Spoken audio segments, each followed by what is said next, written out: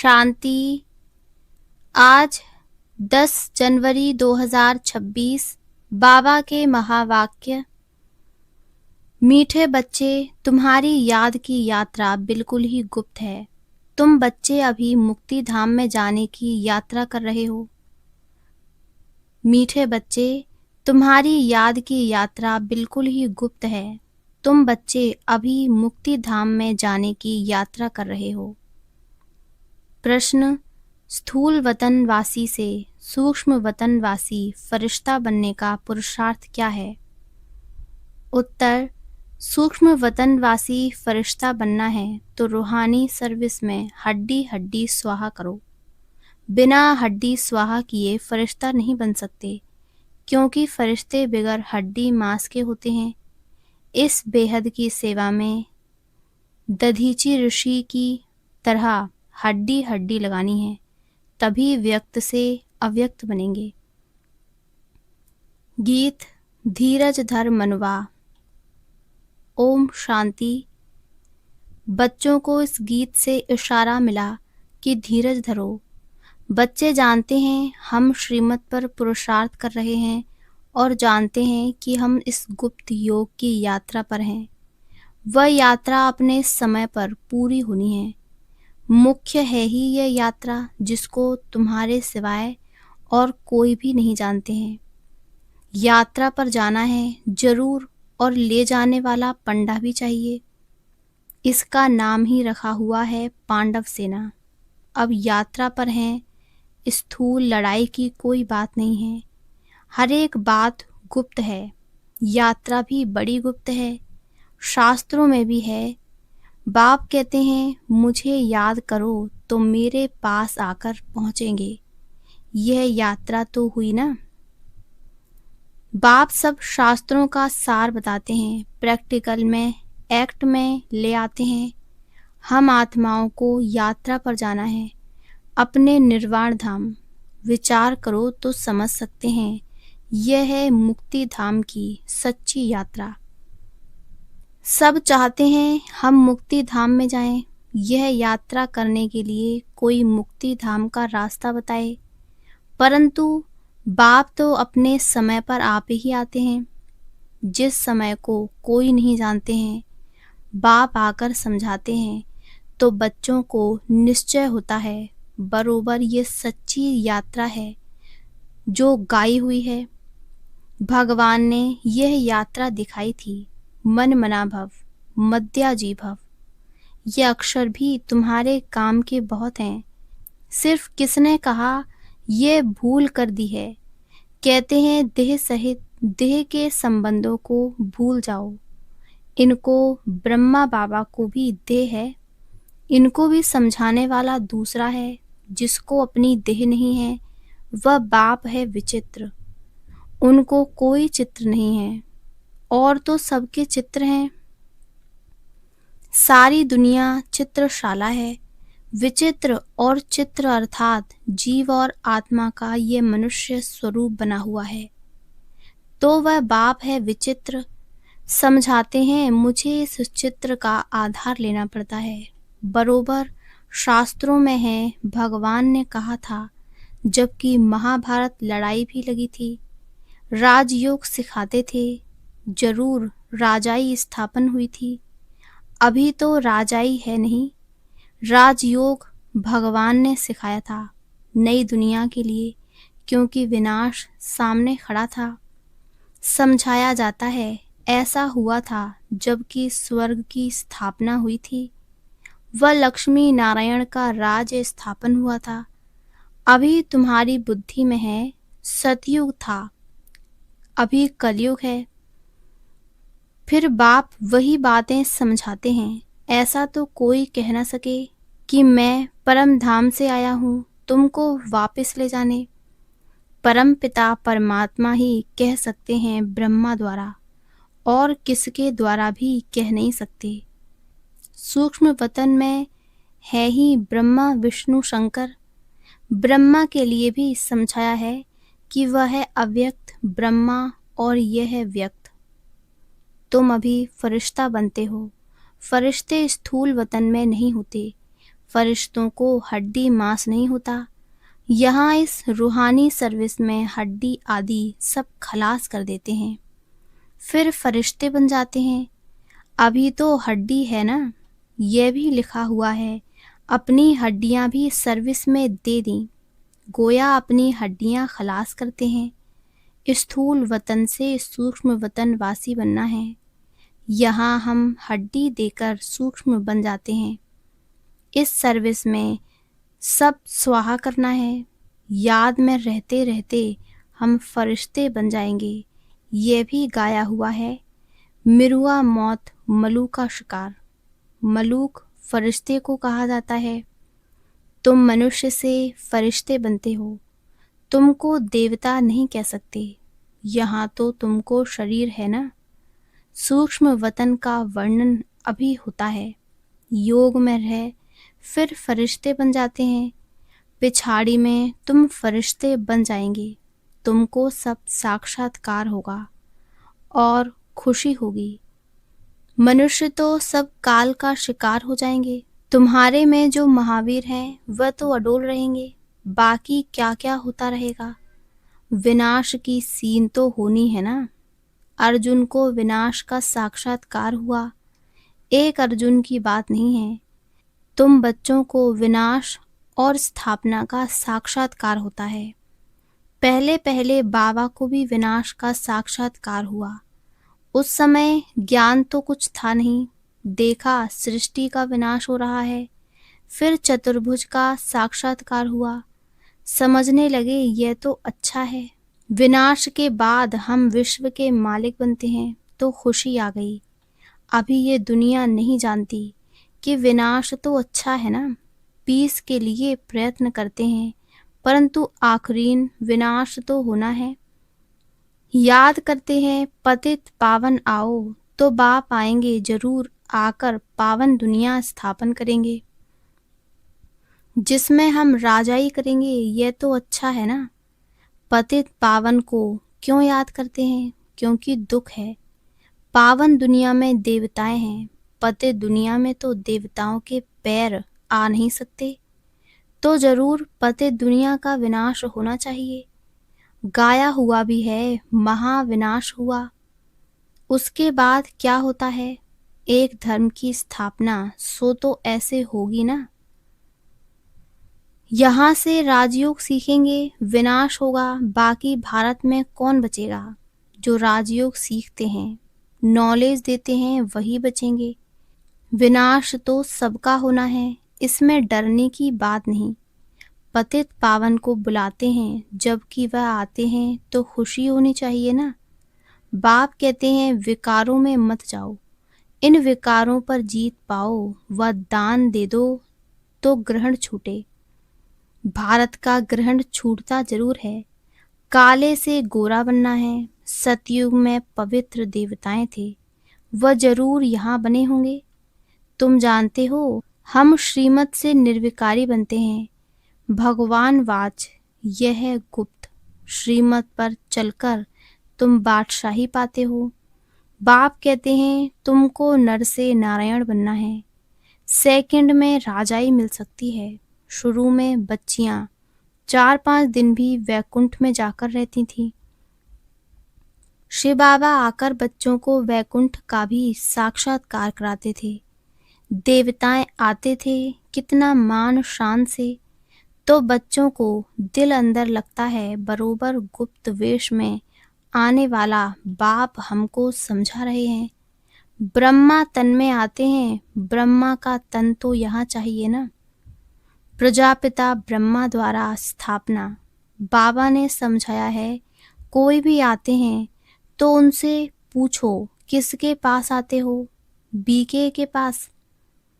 अच्छा, ब्रह्मा का नाम कभी सुना है? प्रजापिता तो है ना। हम सब उनके आकर बने हैं, जरूर आगे भी बने थे। ब्रह्मा द्वारा स्थापना तो साथ में ब्राह्मण भी चाहिए। बाप ब्रह्मा द्वारा किसको समझाते हैं? शूद्रों को तो नहीं समझाएंगे। यह है ब्रह्मा मुख वंशावली ब्राह्मण। शिव बाबा ने ब्रह्मा द्वारा हमको अपना बनाया है। ब्रह्मा कुमार कुमारियाँ कितने ढेर हैं, कितने सेंटर्स हैं, सब में ब्रह्मा कुमारियाँ पढ़ाती हैं। यहाँ हमको दादे का वर्षा मिलता है। भगवान वाच तुमको राजयोग सिखाता हूँ, वह निराकार होने कारण इनके शरीर का आधार लेकर हमको नॉलेज सुनाते हैं। प्रजापिता के तो सब बच्चे होंगे ना, हम हैं प्रजापिता ब्रह्मा कुमार कुमारियाँ। शिव बाबा है दादा, उन्होंने अडॉप्ट किया है। तुम जानते हो हम दादे से पढ़ रहे हैं ब्रह्मा द्वारा। ये लक्ष्मी नारायण दोनों स्वर्ग के मालिक है ना। भगवान तो एक ऊंचते ऊंच निराकारी ही है। बच्चों को धारणा बड़ी अच्छी होनी चाहिए। पहले पहले समझाओ, 2 बाप हैं भक्ति मार्ग में। स्वर्ग में है एक बाप, पारलौकिक बाप द्वारा बादशाही मिल गई, फिर याद क्यों करेंगे? दुख है ही नहीं जो याद करना पड़े। गाते हैं दुख हरता सुख करता, वह अभी की बात है। जो पास्ट हो जाता है उसका गायन होता है। महिमा है एक की, वह एक बाप ही आकर पतितों को पावन बनाते हैं। मनुष्य थोड़े ही समझते हैं, वह तो पास्ट की कथा बैठ लिखते हैं। तुम अभी समझते हो, बरोबर बाप ने राजयोग सिखाया जिससे बादशाही मिली। 84 का चक्र लगाया। अभी फिर हम पढ़ रहे हैं, फिर 21 जन्म राज्य करेंगे, ऐसा देवता बनेंगे। ऐसे कल्प पहले बने थे। समझते हो हमने पूरा 84 जन्मों का चक्र लगाया। अब फिर सतयुग त्रेता में जाएंगे, तब तो बाप पूछते हैं आगे कितने बार मिले हो। ये प्रैक्टिकल बात है ना। नया भी कोई सुने तो समझेंगे 84 का चक्र तो जरूर है। जो पहले वाले होंगे उनका ही चक्र पूरा हुआ होगा। बुद्धि से काम लेना है। इस मकान में, इस ड्रेस में, बाबा हम आपसे अनेक बार मिलते हैं और मिलते रहेंगे। पतित से पावन, पावन से पतित होते ही आए हैं। कोई चीज सदैव नई ही रहे यह तो हो नहीं सकता, पुरानी जरूर बनती है। हर चीज सतो रजो तमो में आती है। अभी तुम बच्चे जानते हो नई दुनिया आ रही है, उसको स्वर्ग कहा जाता है। यह है नर्क, वह है पावन दुनिया। बहुत पुकारते हैं, हे पतित पावन हमको आकर पावन बनाओ, क्योंकि दुख जास्ती हो जाता है ना। परंतु ये समझते नहीं कि हम ही पूज्य थे, फिर पुजारी बने हैं। द्वापर में पुजारी बने, अनेक धर्म होते गए। बरोबर पतित से पावन, पावन से पतित होते आए हैं। भारत के ऊपर ही खेल है। तुम बच्चों को अब स्मृति आई है। अब तुम शिव जयंती मनाते हो, बाकी और कोई शिव को तो जानते ही नहीं है। हम जानते हैं, बरोबर हमको राजयोग सिखलाते हैं। ब्रह्मा द्वारा स्वर्ग की स्थापना हो रही है। जरूर जो योग सीखेंगे, स्थापना करेंगे, वही फिर राज्य भाग्य पाएंगे। हम कहते हैं बरोबर हम कल्प कल्प बाप से ये राजयोग सीखे हैं। बाबा ने समझाया है अभी ये 84 जन्मों का चक्र पूरा होता है, फिर नया चक्र लगाना है। चक्र को तो जानना चाहिए ना। भले ये चित्र न हो तो भी तुम समझा सकते हो, ये तो बिल्कुल सहज बात है। बरोबर भारत स्वर्ग था, अब नर्क है। सिर्फ वह लोग समझते हैं कलयुग अजुन बच्चा है। तुम कहते हो ये तो कलयुग का अंत है, चक्र पूरा होता है। बाप समझाते हैं मैं आता हूँ पतित दुनिया को पावन बनाने। तुम जानते हो हमको पावन दुनिया में जाना है। तुम मुक्ति, जीवन मुक्ति धाम, शांति धाम, सुख धाम और दुख धाम को भी समझते हो। परंतु तकदीर में नहीं है तो फिर ये ख्याल नहीं करते कि क्यों ना हम सुखधाम में जाएं। बरोबर हम आत्माओं का घर वह शांति धाम है। वहाँ आत्मा को आर्गन्स न होने कारण कुछ बोलती नहीं है। शांति वहाँ सबको मिलती है। सतयुग में एक धर्म, ये अनादि अविनाशी वर्ल्ड ड्रामा है जो चक्र लगाता ही रहता है। आत्मा कभी विनाश नहीं होती है। शांति धाम में भी थोड़ा समय ठहरना ही पड़े। ये बहुत समझ की बातें हैं। कलयुग है दुख धाम। कितने अनेक धर्म हैं, कितना हंगामा है। जब बिल्कुल दुख धाम होता है तभी बाप आते हैं। दुख धाम के बाद है फुल सुख धाम। शांति धाम से हम आते हैं सुख धाम में, फिर दुख धाम बनता है। सतयुग में संपूर्ण निर्विकारी, यहाँ है संपूर्ण विकारी। ये समझाना तो बहुत सहज है ना। हिम्मत चाहिए। कहाँ भी जाकर समझाओ। ये भी लिखा हुआ है, हनुमान सत्संग में पीछे जूतियों में जाकर बैठता था। तो महावीर जो होंगे वह कहाँ भी जाकर युक्ति से सुनेंगे। देखें क्या बोलते हैं। तुम ड्रेस बदलकर कहाँ भी जा सकते हो उनका कल्याण करने। बाबा भी गुप्त वेश में तुम्हारा कल्याण कर रहे हैं। मंदिरों में कहाँ भी निमंत्रण मिलता है तो जाकर समझाना है। दिन प्रतिदिन तुम होशियार होते जाते हो।